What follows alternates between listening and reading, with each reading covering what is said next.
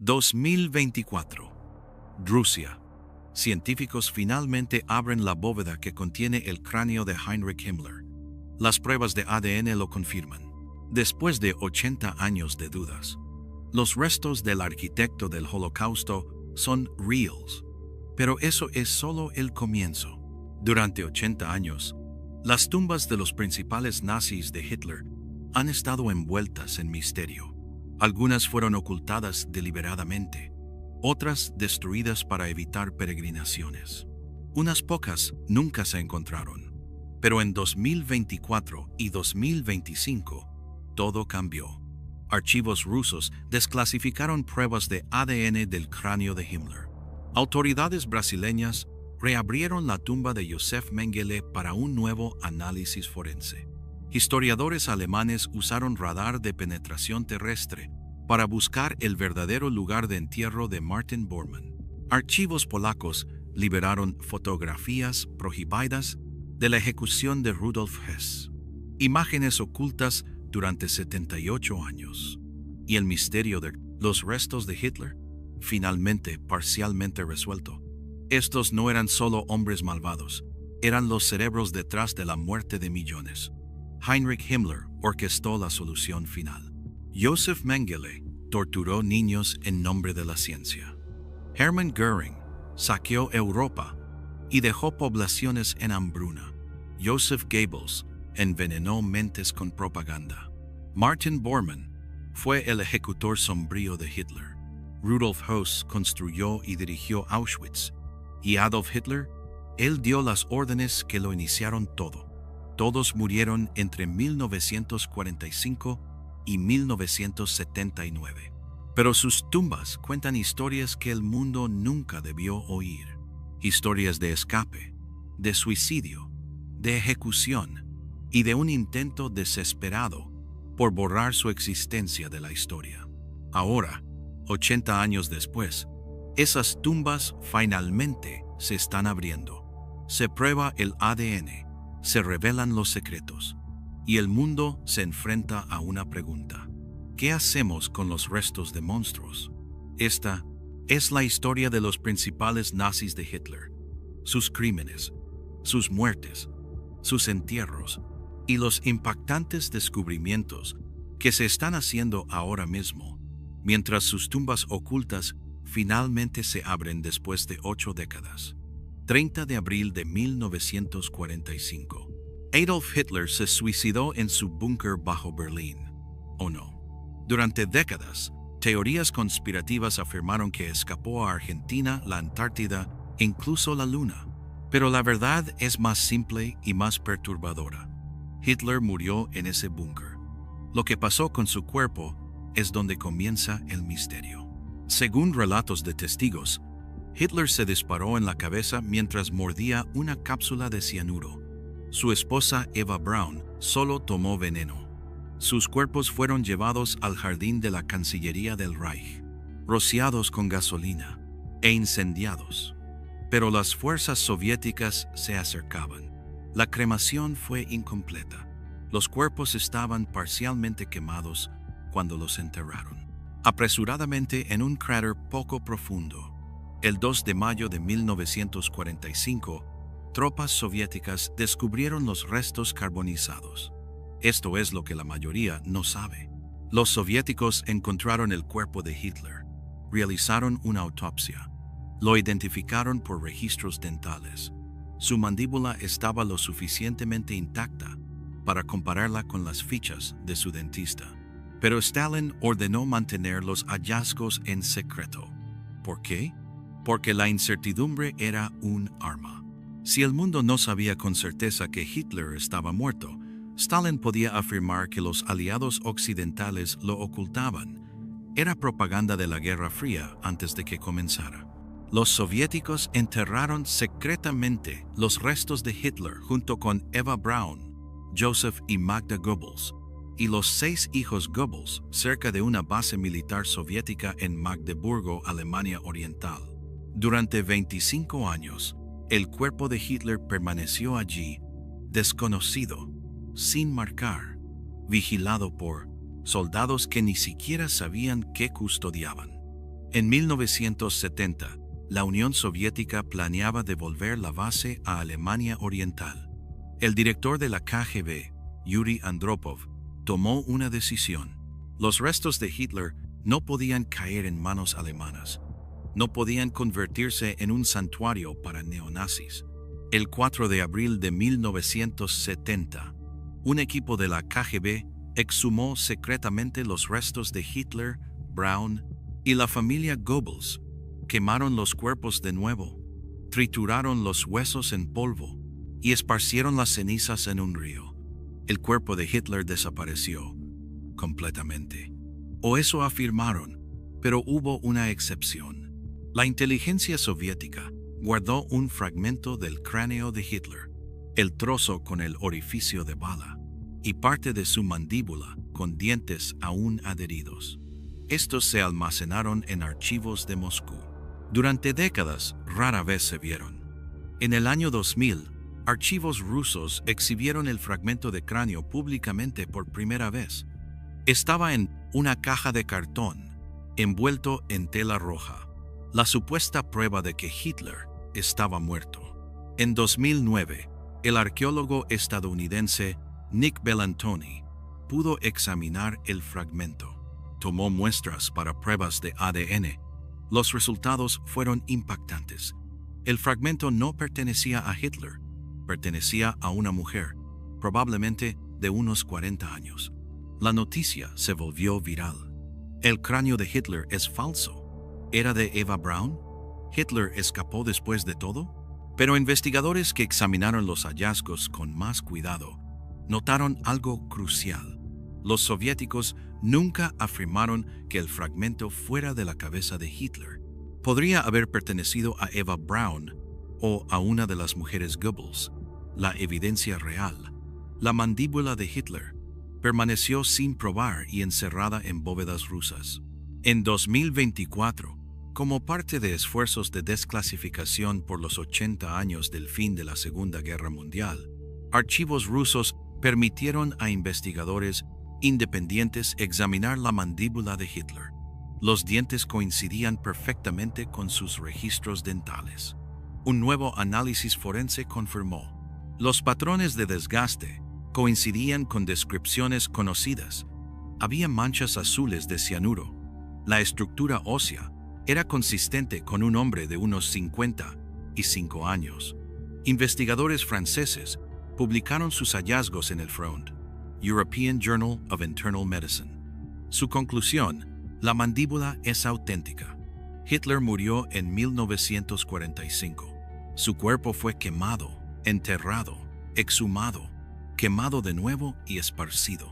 Solo quedan fragmentos, encerrados en Moscú, improbables de recibir un entierro o memorial adecuado. El caso de Hitler estableció el modelo para tratar restos nazis.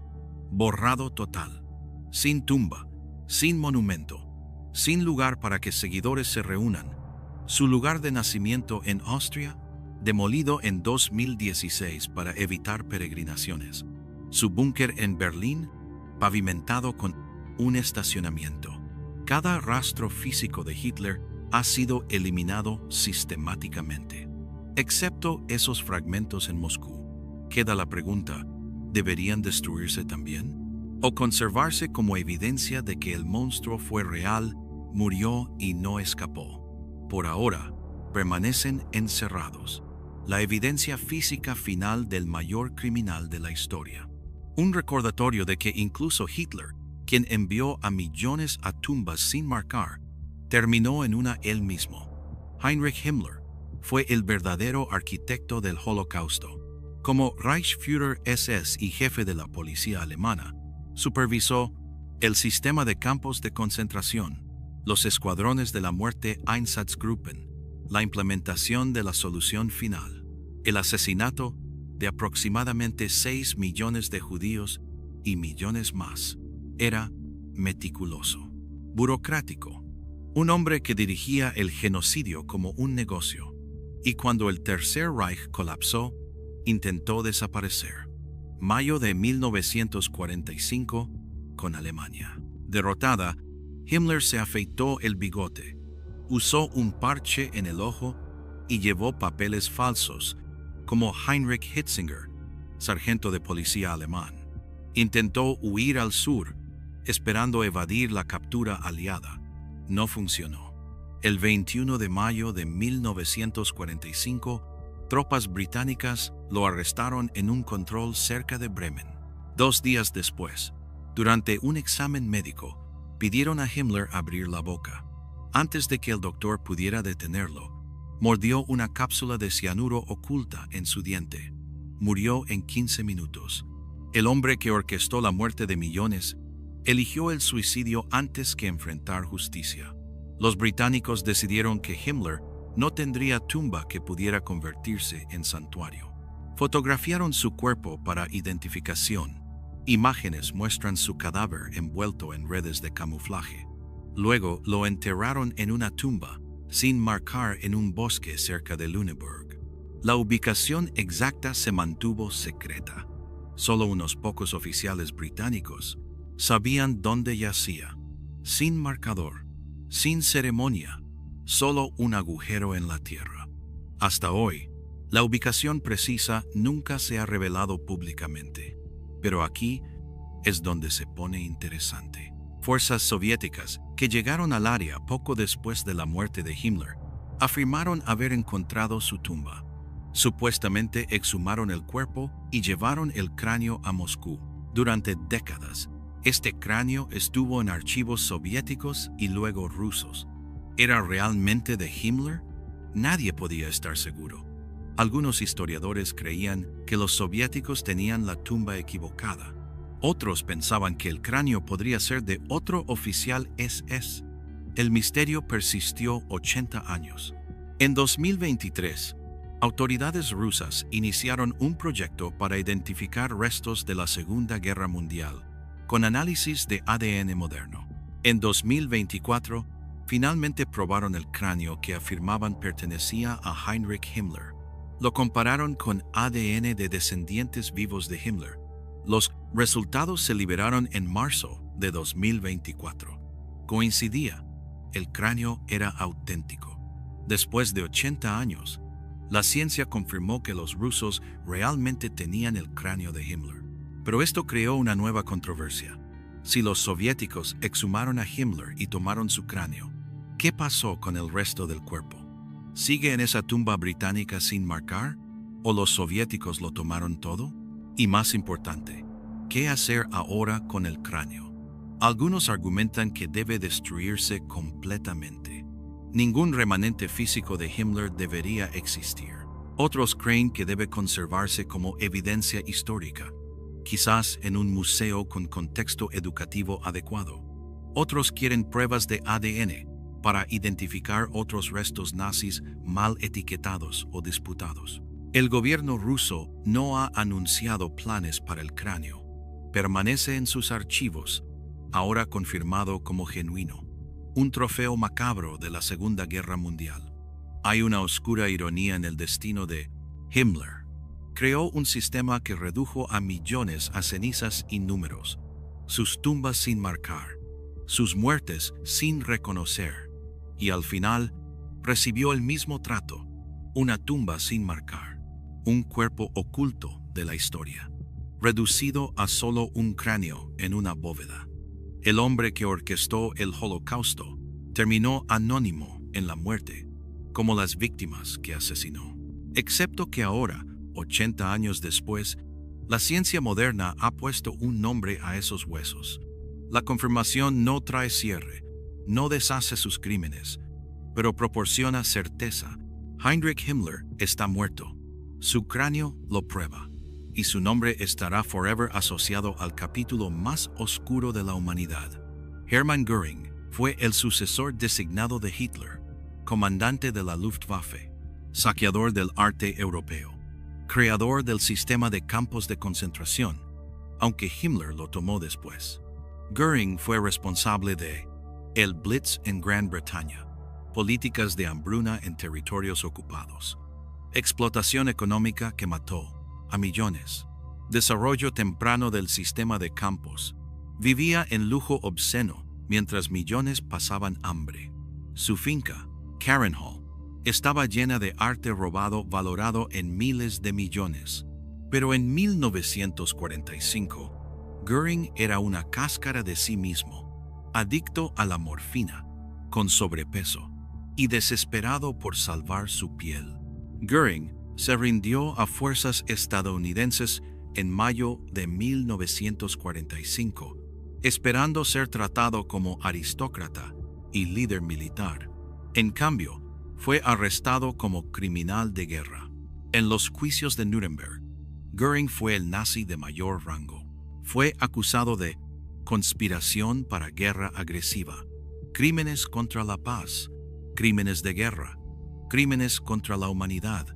Durante el juicio, Göring actuó como líder de facto de los acusados. Perdió peso, dejó la morfina y se volvió agudo y desafiante. Creía genuinamente que podía evitar la pena de muerte. No pudo. El 1 de octubre de 1946, Göring fue declarado culpable de todos los cargos y sentenciado a muerte por ahorcamiento. Göring pidió muerte por fusilamiento, lo que consideraba muerte de soldado. La petición fue denegada. Colgaría como criminal común, pero Göring tenía una última carta. El 15 de octubre de 1946, horas antes de su ejecución programada, Göring se suicidó en su celda mordiendo una cápsula de cianuro. Hasta hoy, nadie sabe con certeza cómo obtuvo el veneno. Teorías incluyen un guardia simpatizante oculta en un frasco de medicamento para la piel, escondida en sus pertenencias todo el tiempo. La explicación más probable es que Göring tenía la cápsula oculta en su persona o celda durante el juicio, y los guardias aliados simplemente no la encontraron pese a múltiples registros. Su nota de suicidio era desafiante. Los habría dejado colgarme, pero me niego a dar satisfacción a mis enemigos. Muero por mi propia mano. Los aliados estaban furiosos.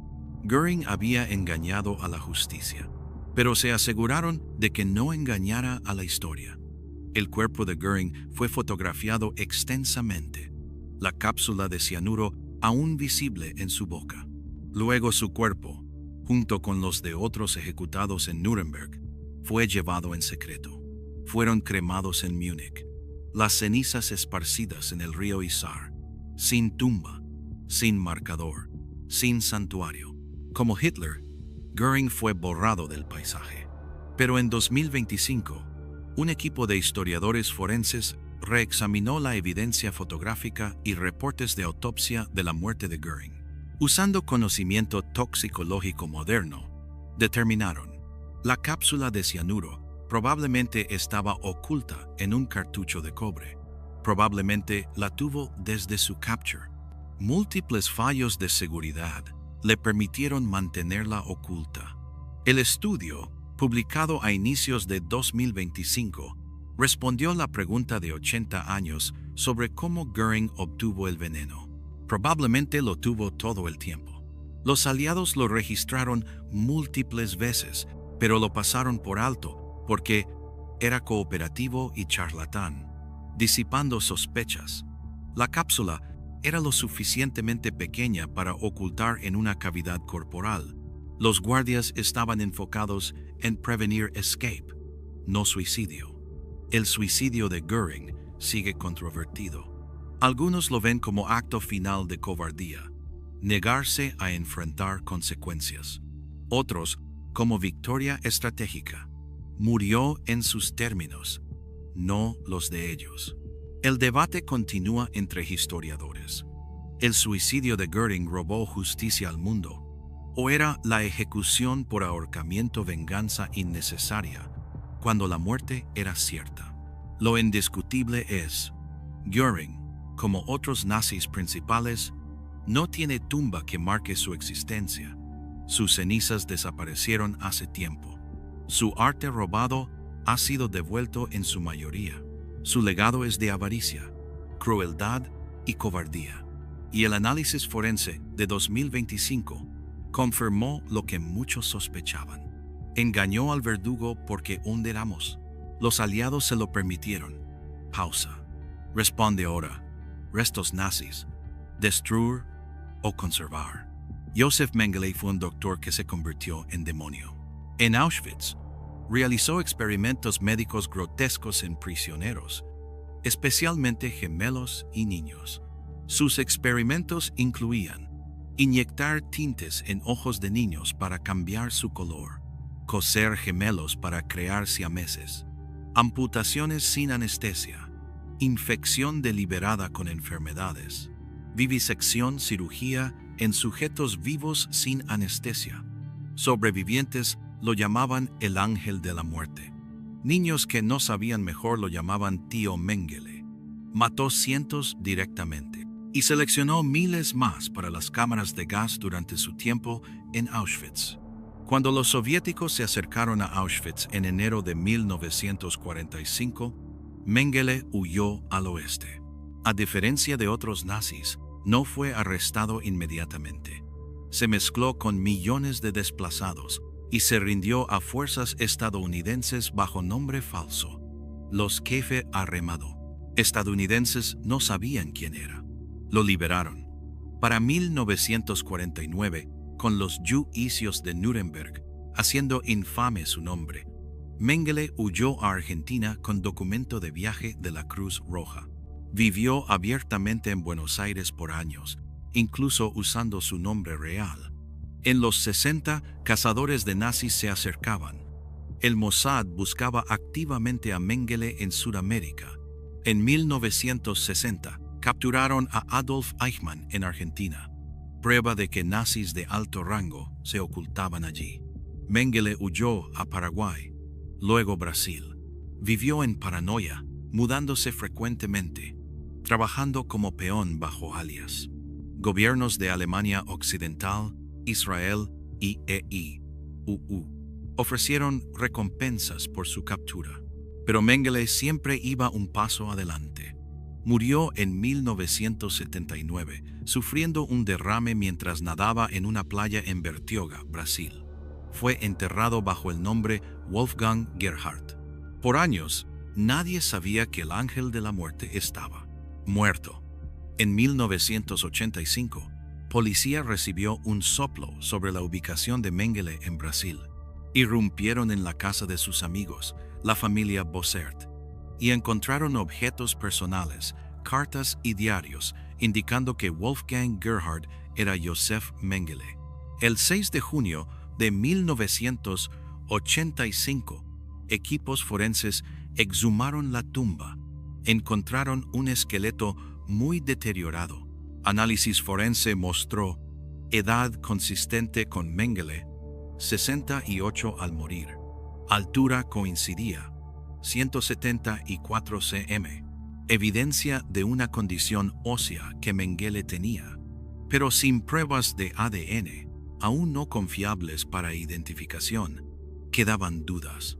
¿Era realmente Mengele o otro escape elaborado? En 1992, la tecnología de ADN avanzó lo suficiente para identificación confiable. Científicos compararon ADN del esqueleto con ADN del hijo y exesposa de Mengele.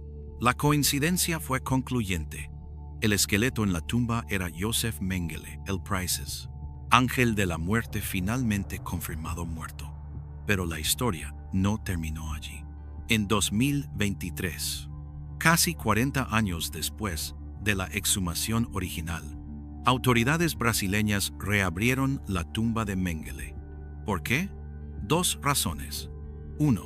Pruebas de ADN avanzadas. Técnicas modernas podían extraer más información de los restos. Científicos querían un perfil genético completo. 2. Investigación histórica. Nueva evidencia sugería que Mengele tuvo hijos en Sudamérica. Comparación de ADN podía confirmar estas afirmaciones. La exhumación de 2023 reveló: el esqueleto estaba en peor condición que en 1985, pero la extracción de ADN fue más exitosa con métodos modernos. Marcadores genéticos confirmaron la identificación de 1992. Más importante, La investigación de 2023 descubrió lo que historiadores sospechaban. Mengele no estaba solo. Documentos y testimonios revelaron una extensa red de simpatizantes nazis en Sudamérica que protegieron criminales de guerra por décadas. Casas seguras en Argentina, Paraguay y Brasil. Documentos falsos, apoyo financiero. No eran individuos ayudando a Mengele. Era un sistema organizado. Algunos colaboradores aún viven. Algunos nunca enfrentaron justicia. El informe del Museo del Holocausto de 2024 detalló esta red, basándose en hallazgos de 2023. Hoy, los restos de Mengele están almacenados en un instituto forense de São Paulo. La tumba en Embudas Artes está vacía pero marcada. Algunos argumentan que deben cremarse y esparcirse. Ningún rastro físico debe quedar. Otros quieren conservarlos para fines educativos, quizás exhibidos en un museo del Holocausto con contexto adecuado. Neonazis y teóricos de conspiración aún peregrinan al sitio. ¿Debe destruirse la tumba por completo? El debate continúa. Josef Mengele vivió 34 años después de Auschwitz. Nunca enfrentó juicio. Nunca mostró remordimiento. Nunca pagó por sus crímenes. Su muerte por causas naturales, nadando pacíficamente en una playa, parece obscenamente injusta comparada con la tortura que infligió a miles. Pero la apertura de su tumba, 2 veces, sirvió un propósito, probó que estaba muerto, terminó teorías conspirativas sobre su supervivencia y reveló la red que lo protegió. En 2025, 80 años después de la liberación de Auschwitz, los restos confirmados de Mengele sirven como recordatorio. Algunos monstruos mueren en comodidad.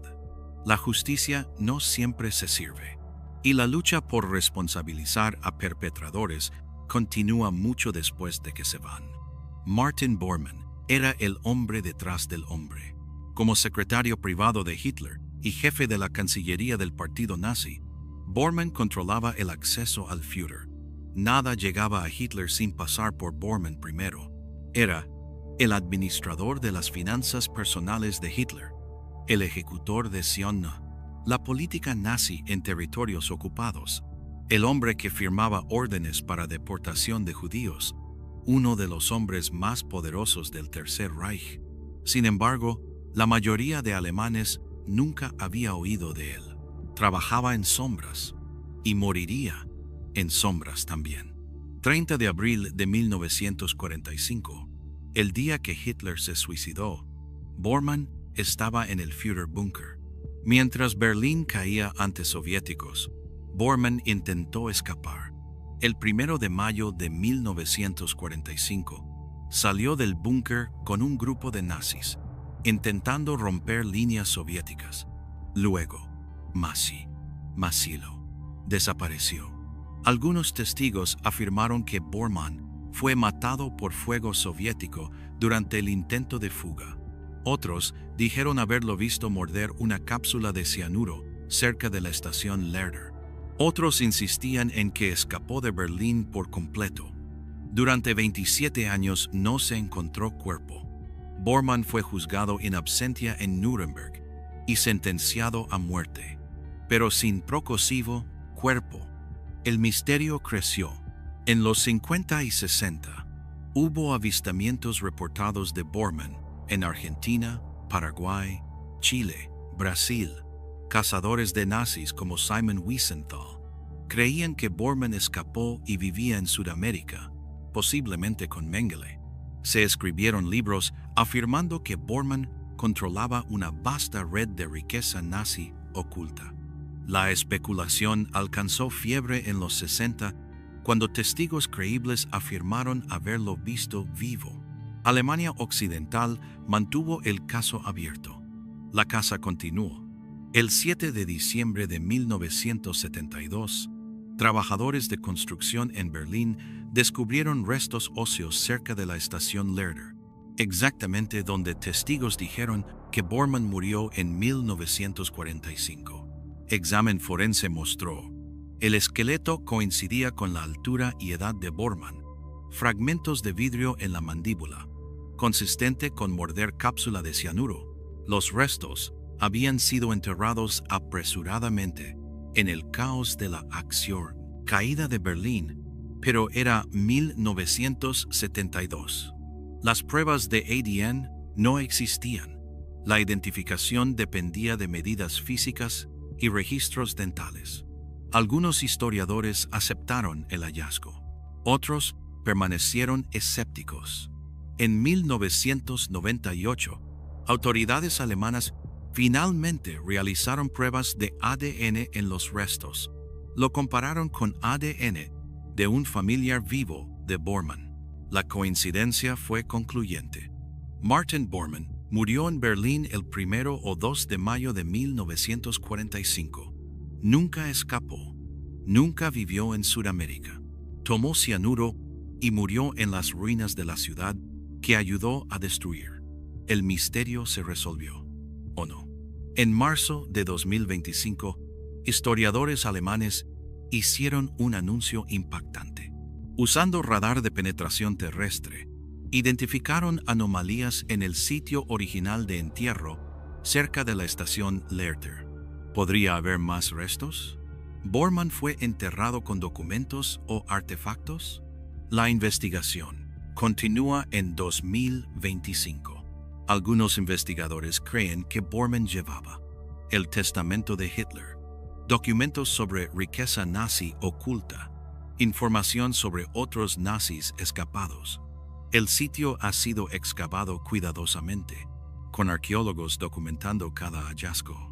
Reportes iniciales de artículos de Guardian y BBC a finales de 2025 sugieren que encontraron objetos personales que podrían haber pertenecido a Bormann, pero ningún documento confirmado aún. El caso de Bormann muestra por qué estas investigaciones continúan 80 años después. El misterio de su destino alimentó teorías conspirativas por décadas. Estas teorías distraían de la historia real y daban esperanza a neonazis que querían creer que sus líderes escaparon. Confirmar su muerte y encontrar su sitio de entierro ayudó a cerrar ese capítulo. Pero la reinvestigación de 2025 muestra que aún descubrimos nueva información. Aún respondemos preguntas. Aún reconstruimos los últimos días del Tercer Reich. Después de la confirmación de ADN en 1998, los restos de Bormann fueron cremados, sus cenizas esparcidas en el mar Báltico, sin tumba, sin marcador. Como otros nazis principales, fue borrado del paisaje físico. Pero el sitio donde murió, cerca de la actual estación central de Berlín, se ha convertido en un memorial involuntario. Turistas e historiadores visitan el área. Algunos dejan flores, otros piedras o notas condenando sus crímenes. El gobierno alemán no ha reconocido el sitio oficialmente. No quieren que sea destino de peregrinación. Pero la historia marca por sí misma, queramos o no. Rudolf Höss fue el hombre que convirtió Auschwitz en la fábrica de muerte más eficiente de la historia. Como comandante de 1940 a 1943, supervisó la construcción de cámaras de gas y crematorios, implementación del Zyklon B, perfeccionamiento del proceso de Celas, elección, organización del asesinato de más de 1 millón de personas. No era un sádico impulsado por emoción, era un burócrata impulsado por eficiencia, y eso lo hacía más peligroso. Después de la guerra, Hess se ocultó bajo el nombre falso Franz Lang. Trabajó como peón en el norte de Alemania. El 11 de marzo de 1946, tropas británicas lo arrestaron. Durante interrogatorio y en Nuremberg, Höss proporcionó testimonio detallado sobre operaciones de Auschwitz. Su confesión era escalofriante por su tono factual. Comandé Auschwitz hasta diciembre de 1943. Estimo que al menos 2.5 millones de víctimas fueron ejecutadas allí por gas y cremación, y al menos otro 500,000 Sucumbió a hambre y enfermedad. No mostró remordimiento. Se veía como oficial dutiful siguiendo órdenes. Después de testificar en Nuremberg, Hess fue extraditado a Polonia. El 2 de abril de 1947, el Tribunal Nacional Supremo de Polonia lo sentenció a muerte. La sentencia se ejecutaría en Auschwitz mismo. Se erigió una horca especial en Auschwitz I, entre la antigua villa de Hess y el crematorio I. Sobrevivientes fueron invitados a presenciar. Muchos vinieron. La ejecución estaba programada como asunto profesional y digno, pero algo salió mal. 10:08 am. Auschwitz I. Trampa se abre, cuerda se tensa sin romper cuello. Infierno instantáneo. Cuerpo se eleva. Luego cae como carcasa de carnicero. Botas raspan tierra congelada tallando 2 trincheras sangrientas. Olor. Orina caliente. Ácida. Empapa sus pantalones grises en segundos. Sonido. Gorgoteo húmedo, como ahogarse en vómito. Lengua colgando, púrpura negra, hinchada a tamaño de pulgar. Ojos, abultados. Venas reventadas en telarañas rojas. Minuto 3. Piernas pedalean. Bota izquierda vuela, cae cerca del pie de un sobreviviente. Minuto 5. Manos atadas a la espalda se contraen. Cuerda corta hasta cerrada. Hueso. Sangre gotea en círculos perfectos. Minuto 7. Niño de 12 años sobreviviente. Avanza. Escupe flema con sangre en la espinilla colgante de Hess. Minuto 9. Rostro ciruela oscura. Venas en cuello pulsan como gusanos. Minuto 11. Convulsión final. Cuerpo se arquea hacia atrás. Espina cruje audiblemente. Minuto 13. Silencio. Solo cuerda crujiendo, como columpio de niño en patio vacío. Testigos reportaron que la ejecución tomó 13 minutos. 13 minutos de asfixia lenta, igual que sus víctimas en las cámaras de gas. Un fotógrafo polaco presente en la ejecución capturó toda la secuencia. Las imágenes mostraban Hess subiendo la horca, la soga alrededor de su cuello, su cuerpo convulsionando durante el ahorcamiento, su rostro distorsionado y asfixiado, la multitud de sobrevivientes observando estas. No eran imágenes limpias y sanitizadas, eran brutales, crudas, reales. Cuando autoridades aliadas descubrieron que existían las fotografías, inmediatamente las suprimieron. Razón oficial. No querían que la ejecución pareciera venganza en vez de justicia. Temían que las imágenes gráficas dañaran la autoridad moral de los juicios por crímenes de guerra, hicieran parecer bárbaros a los aliados, proporcionaran material propagandístico para simpatizantes nazis. Las fotografías fueron encerradas en archivos polacos, clasificadas. Durante 78 años permanecieron ocultas al público. En abril de 2025, en el 78º aniversario de la ejecución de Hess, el Museo de Auschwitz hizo un anuncio impactante. Liberarían las fotografías prohibidas. La decisión vino tras años de debate, argumentos a favor, transparencia histórica, valor educativo, prueba de que se sirvió justicia. El público tiene derecho a ver documentos históricos primarios. Argumentos en contra. Naturaleza gráfica podría traumatizar, podría glorificar o sensacionalizar ejecución, podría usarse como propaganda por extremistas. Respeto por la gravedad del tema. El museo decidió liberar las imágenes con contexto extenso, advertencias y materiales educativos. Las fotografías estuvieron disponibles en abril de 2025 a través de archivos del museo. No se exhiben públicamente, pero pueden verse por investigadores y público bajo condiciones controladas. Las fotografías confirmaron lo que testigos describieron. Hess no murió rápido. La ejecución fallida fue real. La estrangulación de 13 minutos ocurrió. Algunos sobrevivientes lo llamaron justicia poética, Hus muriendo igual que sus víctimas. Otros no encontraron satisfacción en su sufrimiento, diciendo que no cambiaba nada. La liberación de estas imágenes en 2025 reavivó debates sobre la ética de la pena capital. Si la venganza tiene lugar en la justicia, ¿cómo documentamos y recordamos atrocidades? La línea entre educación histórica y sensacionalismo. Varios sobrevivientes que presenciaron la ejecución en 1947 fueron entrevistados antes de morir. Sus perspectivas variaban. Un sobreviviente dijo: "Quería sentir alivio, pero solo sentí vacío. Su muerte no trajo de vuelta a nadie". Otro: "Verlo luchar me dio satisfacción de la que no estoy orgulloso, pero no me disculparé". Un tercero: "Le tomó 13 minutos morir. Mi familia sufrió años. Se salió con la suya fácil".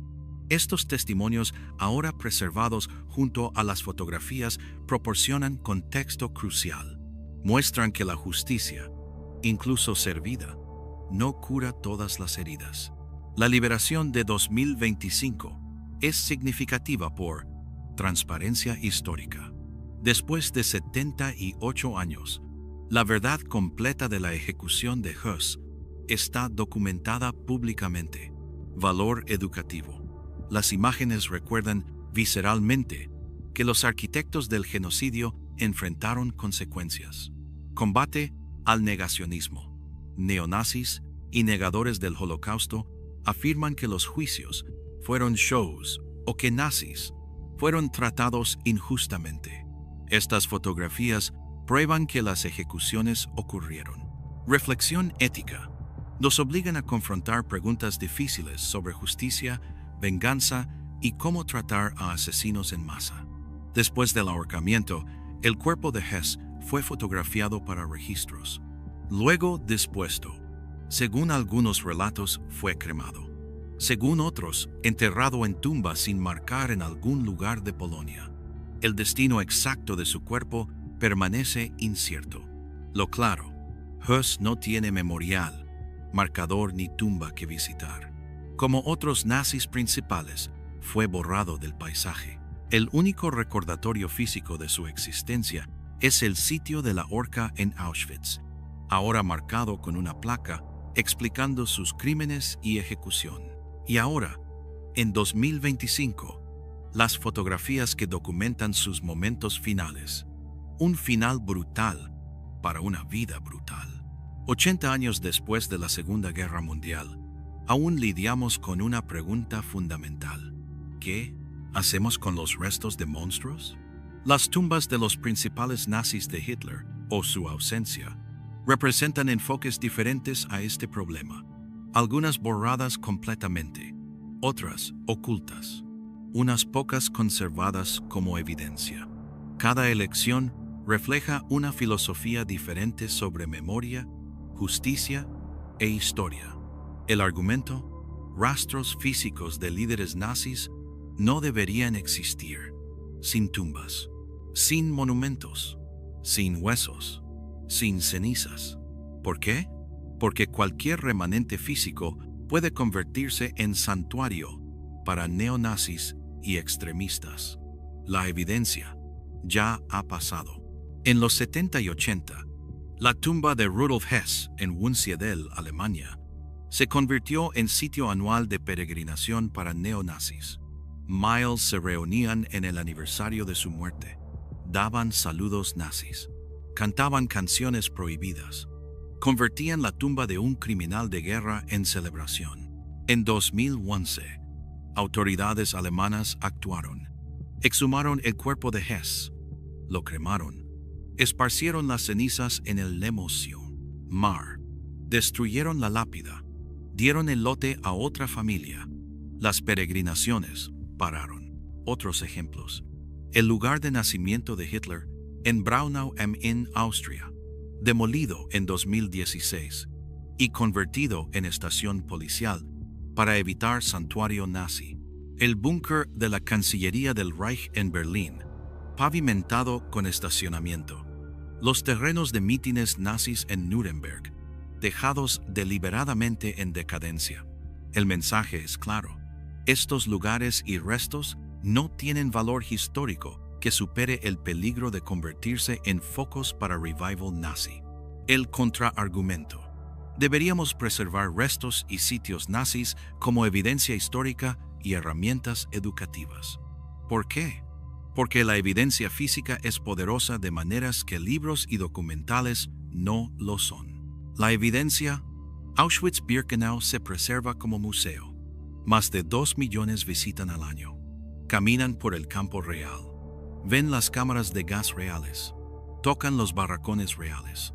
Encuestas muestran que visitar el Buried sitio impacta profundamente la comprensión del Holocausto. Lo hace real de manera que leer no puede. El argumento por los huesos. Algunos historiadores argumentan que restos como el cráneo de Himmler o la mandíbula de Hitler deberían conservarse en museos controlados, no como santuarios, sino como evidencia. Prueba de que estos hombres existieron, cometieron atrocidades y enfrentaron consecuencias. En era de creciente negacionismo del Holocausto, la evidencia física importa. No puedes negar el Holocausto parado en una cámara de gas. No puedes decir que Himmler escapó justicia con su cráneo confirmado por ADN en una vitrina de museo. El compromiso. Algunos proponen un enfoque medio. Conservar restos y sitios para fines históricos y educativos legítimos, pero de maneras que eviten glorificación, sin tumbas marcadas visitables, restos accesibles solo a investigadores, sitios preservados con contexto educativo extenso, prevención activa de reuniones neonazis. Ejemplos: los NE4, terrenos de mítines de Nuremberg se preservan, pero con un centro de documentación masivo explicando crímenes nazis. El retiro Nido del Águila de Hitler en Berchtesgaden opera como restaurante y sitio turístico, con exhibiciones condenando el régimen nazi. El sitio del búnker de Hitler está marcado solo con un panel informativo simple, sin monumento, sin santuario, solo hechos. Pero hay peligro en el borrado total también. Cuando ubicaciones se mantienen secretas o destruidas, alimenta teorías conspirativas. Ejemplo: Martin Bormann. Cuando su cuerpo no se encontró por 27 años, teorías conspirativas florecieron. Escapó a Sudamérica, controlaba riqueza nazi oculta, estaba vivo en los 70 solo. Cuando se encontró su cuerpo y confirmó ADN casi, murieron estas teorías. Ejemplo: restos de Hitler. Porque los soviéticos mantuvieron secreta la muerte de Hitler y destruyeron su cuerpo, persisten teorías conspirativas. Escapó a Argentina, vivió en Antártida, está criogenizado en algún lugar, aunque evidencia prueba concluyentemente que murió en 1945. La falta de restos accesibles mantiene vivas estas teorías. El núcleo del debate es la amenaza real y ongoing de revival nazi. Las estadísticas: grupos neonazis existen en más de 30 países. Incidentes antisemitas han subido 400% en algunos países. Desde 2015, negacionismo del Holocausto se extiende en línea, especialmente entre jóvenes. Esto no es historia abstracta, es peligro presente. La pregunta: si preservar restos y tumbas nazis aumenta el riesgo de que se conviertan en puntos de reunión para extremistas, ¿vale alguna pena el valor histórico? ¿O cuántas reuniones neonazis vale el valor educativo de un cráneo? Quizás la voz más importante en este debate pertenece a sobrevivientes del Holocausto y familias de víctimas. Algunos argumentan: destruyan todo. Estos hombres no merecen dignidad de tumbas o memoriales, que sean olvidados completamente. Otros: preserven la evidencia. Generaciones futuras necesitan prueba de que pasó. Restos físicos dificultan el negacionismo. Otros reflejan: no me importa qué pase con sus huesos, están muertos. Lo que importa es recordar a las víctimas, no a los perpetradores. No hay consenso. Incluso entre sobrevivientes, opiniones varían. Los recientes descubrimientos y confirmaciones han reavivado estos debates. Cráneo de Himmler, confirmado 2024. ¿Rusia debería conservarlo, destruirlo o darlo a Alemania para museo? Restos de Mengele, reexaminados 2023. Quedar en almacenamiento brasileño. Cremarse o usarse para investigación forense ongoing. Fotos de ejecución de Hus, liberadas 2025. Imágenes históricas gráficas deberían ser accesibles públicamente o quedarse en archivos. Sitio de entierro de Bormann, reinvestigado 2025. ¿Debería marcarse históricamente o place? ¿Mantenerse anónimo para evitar peregrinaciones? Cada caso plantea las mismas preguntas fundamentales. ¿Qué debemos a la historia? ¿Qué debemos a las víctimas? ¿Qué debemos al futuro? El filósofo y sobreviviente del Holocausto, Jean Amery, escribió: "El mundo quiere olvidar. Las víctimas no pueden. Los perpetradores no deben. Esto captura la atención. La sociedad quiere avanzar. Las víctimas necesitan memoria. Y tenemos deber de asegurar que perpetradores no sean olvidados, pero tampoco glorificados. Encontrar el equilibrio es el desafío". En práctica, la mayoría de restos nazis han sido manejados pragmáticamente, ejecutados en Nuremberg, cremados, cenizas esparcidas en ríos, suicidios, Hitler, Himmler, Göring, Goebbels, quemados, enterrados en secreto, luego destruidos, murió oculto, confirmado por ADN, restos almacenados indefinidamente, encontrado después, Bormann, ADN confirmado, cremado, cenizas esparcidas. El patrón es claro: sin tumbas permanentes, sin marcadores, sin santuarios.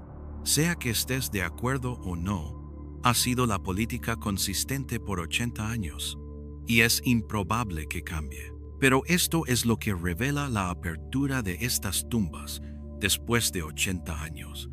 El debate no está resuelto. Cada nuevo descubrimiento, cada prueba de ADN, cada liberación de archivo, cada escaneo de radar, reaviva la conversación. ¿Qué hacer con los restos del mal? Puede que nunca haya respuesta perfecta. Solo elecciones, cada una con consecuencias. Las tumbas de los principales nazis de Hitler, ocultas, destruidas o guardadas en bóvedas, representan nuestra lucha colectiva por lidiar con el peor capítulo de la historia humana. Y esa lucha continúa.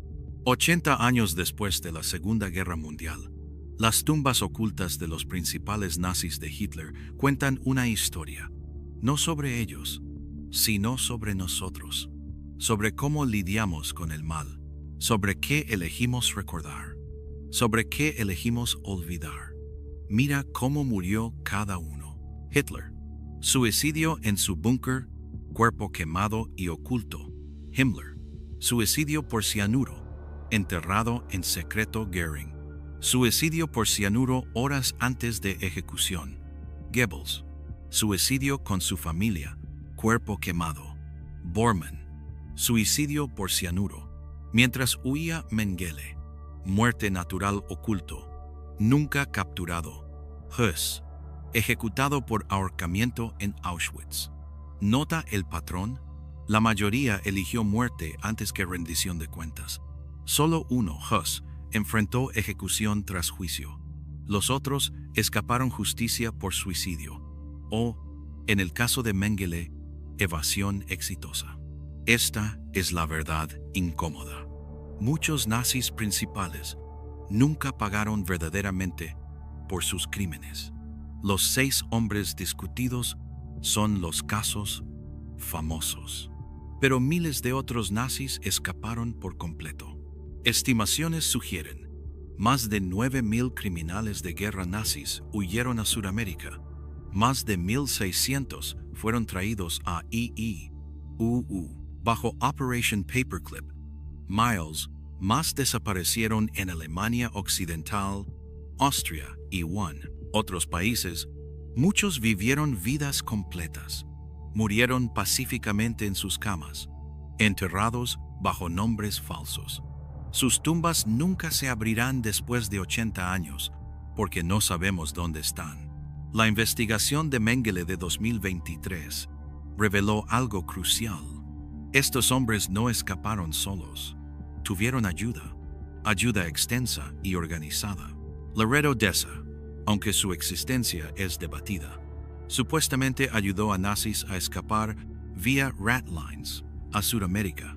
Proporcionó documentos falsos, dinero y casas seguras.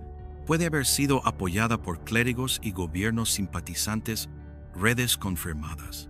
Involucramiento de la Iglesia Católica en documentos de viaje. Aceptación del gobierno argentino de refugiados nazis bajo Perón. Exoficiales SS, ayudándose a establecer nuevas identidades. Algunos de estos ayudantes aún viven. Algunos nunca enfrentaron consecuencias.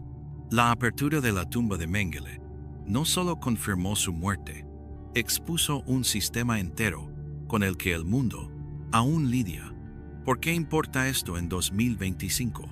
Porque la ideología no murió con los hombres. Estadísticas actuales. Incidentes antisemitas han subido drásticamente en los 2020. Negacionismo del Holocausto se extiende especialmente entre jóvenes en línea, grupos neonazis activos en docenas de países. Extremismo de derecha extrema es una de las principales amenazas terroristas.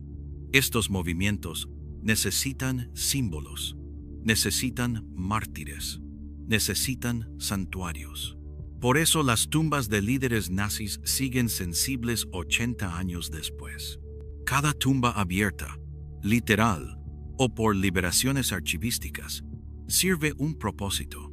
Mandíbula de Hitler, confirmada 2024, prueba que murió en 1945, combatiendo teorías conspirativas.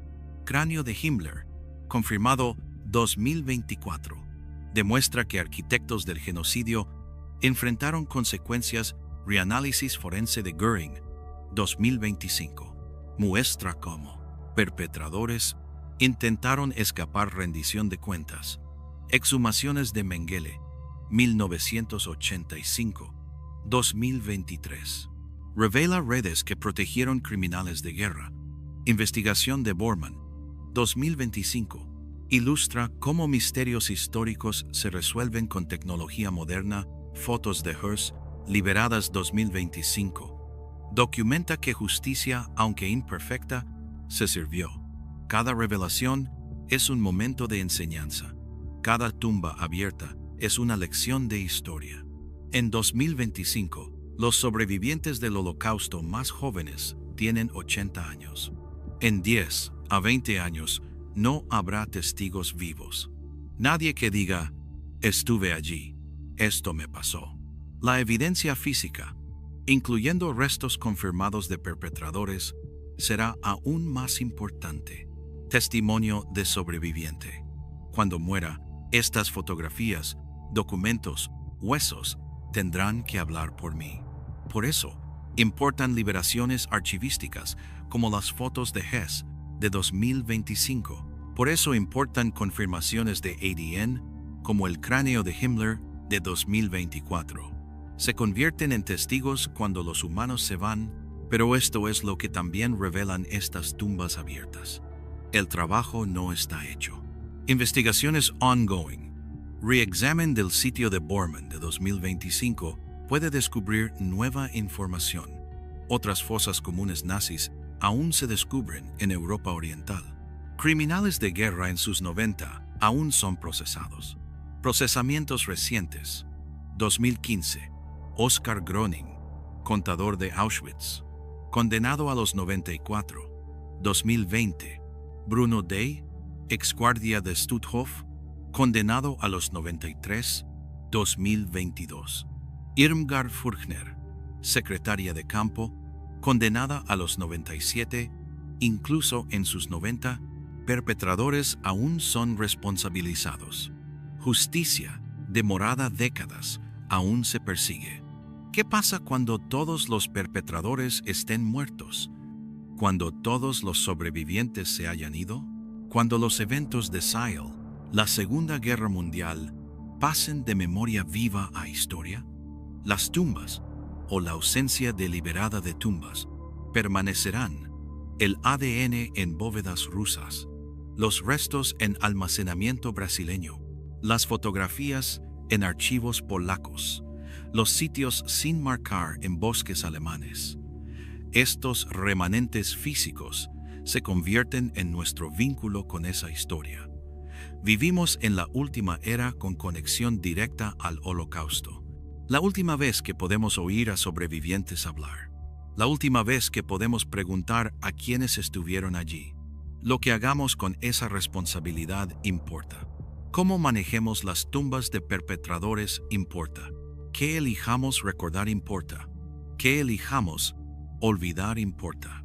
Las tumbas ocultas de los principales nazis de Hitler nos enseñan algo incómodo. El mal es banal. Lleva rostros ordinarios. Sigue procedimientos. Mantiene registros. Y cuando es derrotado, intenta desaparecer sin rastro. Nuestro trabajo es no dejarlo desaparecer. Mantener la memoria viva. Preservar la evidencia. Enseñar las lecciones.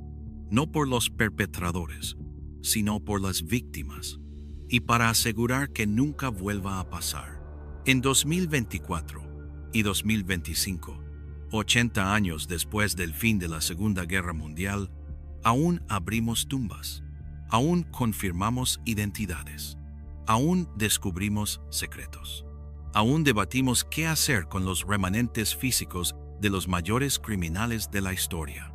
Hitler, su mandíbula en bóveda de Moscú, confirmada, pero nunca exhibida. Himmler, su cráneo, confirmado por ADN en 2024, permanece en archivos rusos.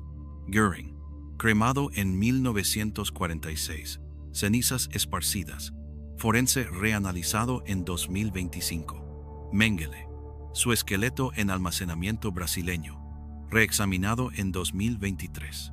Bormann, cremado en 1998 tras confirmación ADN. Sitio de entierro reinvestigado en 2025. Hus, ejecutado en 1947. Fotos de su ahorcamiento, brutal finalmente liberadas en 2025. Cada tumba cuenta una historia. Cada apertura revela nueva información. Cada confirmación sirve un propósito. Estas no son solo curiosidades arqueológicas. No son solo rompecabezas forenses. Son recordatorios. Recordatorios de que el Holocausto fue real. Los perpetradores fueron personas reales que enfrentaron consecuencias reales. El mal no desaparece solo porque queramos. La lucha por justicia y memoria continúa. Incluso después de 80 años, quedan preguntas. ¿Deberían destruirse completamente restos nazis o preservarse como evidencia? ¿Deberían marcarse sus sitios de entierro o mantenerse secretos? ¿Deberían ser accesibles públicamente imágenes históricas gráficas o quedarse en archivos? ¿Cómo equilibramos educación histórica con el riesgo de crear santuarios neonazis? Estas preguntas no tienen respuestas fáciles, pero hacerlas es esencial. Mientras los últimos sobrevivientes mueran, mientras la memoria viva se desvanezca, la evidencia física se vuelve más crucial. El ADN, las fotografías, los sitios, las tumbas o la ausencia de tumbas. Estos se convierten en nuestros testigos, nuestros maestros, nuestras advertencias. La frase "nunca más" es fácil de decir, más difícil de significar, lo más difícil de enforzar. Pero abrir estas tumbas después de 80 años es parte de ese enforzamiento.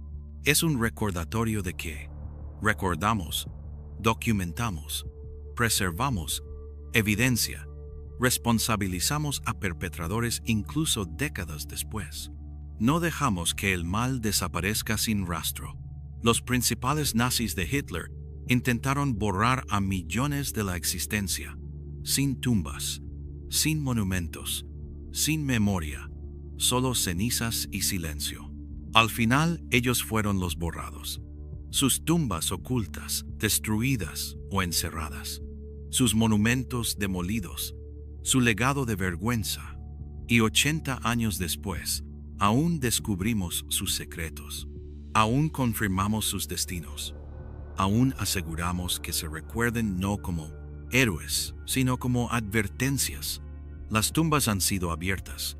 El ADN ha sido probado. Las fotografías han sido liberadas. La verdad ha sido confirmada. Y la lección es clara. El mal deja rastros.